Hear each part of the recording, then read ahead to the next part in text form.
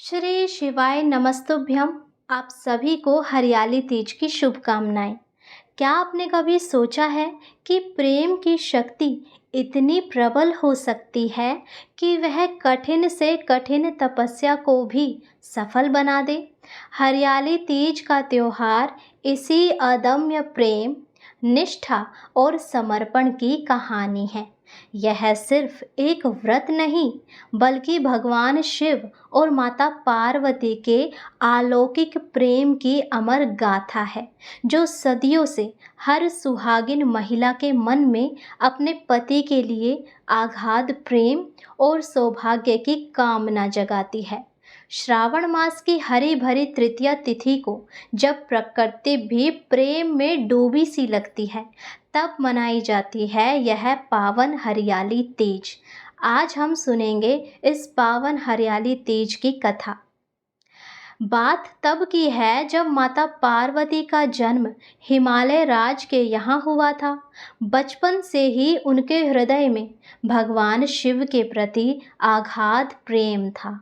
उन्होंने मन ही मन शिवजी को अपना पति मान लिया था।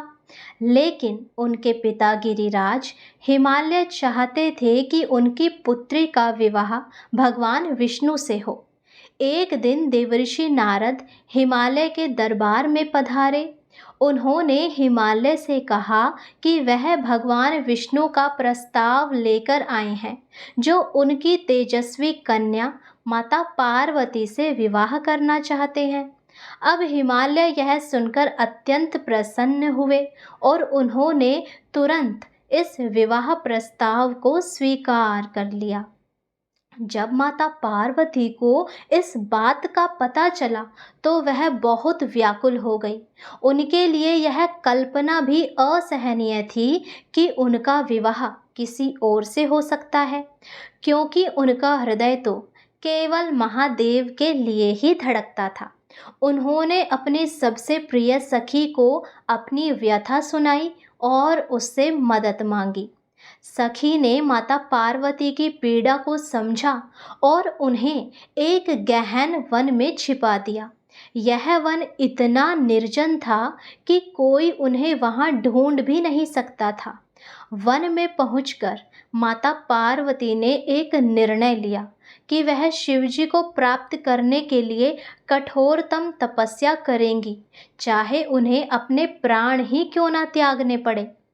पार्वती जी ने अन्न जल का त्याग कर दिया। उन्होंने रेत का एक शिवलिंग बनाया और उसी के सन्मुख बैठकर अपनी तपस्या प्रारंभ की। भीषण गर्मी, मूसलाधार वर्षा और कंपा देने वाली ठंड, किसी भी चीज़ ने उन्हें विचलित नहीं किया। वह सिर्फ ओम नमः शिवाय का जाप करती रहीं और शिवजी के ध्यान में लीन रही। उन्होंने अपनी तपस्या में इतनी लीनता दिखाई कि सूखे पत्ते चबाकर ही अपना जीवन निर्वाह करती रही, जिस कारण उन्हें अपर्णा नाम से भी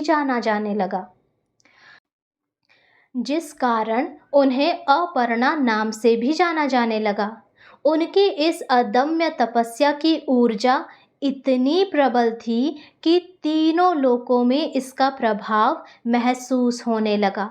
देवी देवता भी उनकी निष्ठा देखकर चकित रह गए। अंततः भगवान शिव उनकी तपस्या से अत्यंत प्रसन्न हुए और वह स्वयं माता पार्वती के समक्ष प्रकट हो गए। शिवजी ने माता पार्वती से कहा, हे देवी, तुम्हारी तपस्या से मैं अत्यंत प्रसन्न हूँ। तुम्हारी अटूट निष्ठा और प्रेम ने मेरे हृदय को छू लिया है। मैं तुम्हें वरदान देता हूँ। हे देवी, तुम्हारी तपस्या से मैं अत्यंत प्रसन्न हूँ। तुम्हारी अटूट निष्ठा और प्रेम ने मेरे हृदय को छू लिया है। मैं तुम्हें वरदान देता हूँ कि मैं तुम्हें अपनी पत्नी के रूप में स्वीकार करता हूँ। माता पार्वती ने शिव को अपने सामने देखकर अपनी तपस्या का फल पाया और अत्यंत भावुक हो गई। इसी बीच गिरिराज हिमालय अपनी पुत्री को ढूंढते हुए परेशान हो रहे थे। उन्हें चिंता थी कि उनकी पुत्री कहाँ चली गई। आखिर में ढूंढते ढूंढते वे उसी वन में पहुँचे जहाँ माता पार्वती तपस्या कर रही थी। उन्होंने अपनी पुत्री को रेत के शिवलिंग के सामने बैठा देखा। माता पार्वती ने अपने पिता को सारी बात बताई कि कैसे उन्होंने शिवजी को पति के रूप में पाने के लिए यह कठोर तपस्या की थी और कैसे शिवजी ने उन्हें दर्शन देकर यह वरदान दिया है। गिरिराज हिमालय अपनी पुत्री के प्रेम और तपस्या को देखकर अभिभूत हो गए। उन्होंने भगवान विष्णु से क्षमा मांगी और अपनी पुत्री की इच्छा का सम्मान करते हुए भगवान शिव के साथ उनके विवाह का प्रस्ताव स्वीकार कर लिया। मान्यता है कि श्रावण मास के शुक्ल पक्ष की तृतीया तिथि को ही माता पार्वती को भगवान शिव पति के रूप में प्राप्त हुए थे। ये दिन उनके पुनर्मिलन और उनके अखंड प्रेम का प्रतीक बन गया। तभी से इस पावन तिथि को हरियाली तीज के रूप में मनाया जाने लगा। इस दिन सुहागिन महिलाएं माता पार्वती से अपने पति की लंबी आयु, सौभाग्य, स्वास्थ्य और खुशहाल वैवाहिक जीवन का आशीर्वाद मांगती हैं और कुंवारी कन्याएं भी मन चाहे वर की प्राप्ति के लिए यह व्रत रखती हैं।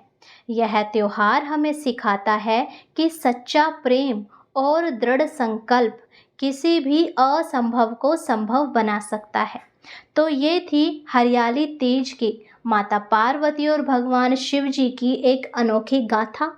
आशा करती हूँ आप सभी को ये पावन कथा पसंद आई हो। यदि कथा अच्छी लगी हो तो लाइक ज़रूर करें, चैनल को सब्सक्राइब करें, कमेंट में ज़रूर बताएं कि आपको कथा का कौन सा पार्ट सबसे ज़्यादा पसंद आया और जितना हो सके इस कथा को अपने भाई बंधुओं परिवारजनों के साथ शेयर करें ताकि हर कोई इस पावन हरियाली तीज के अवसर पर ये पुण्य कथा सुनकर अपना जीवन सफल बनाए।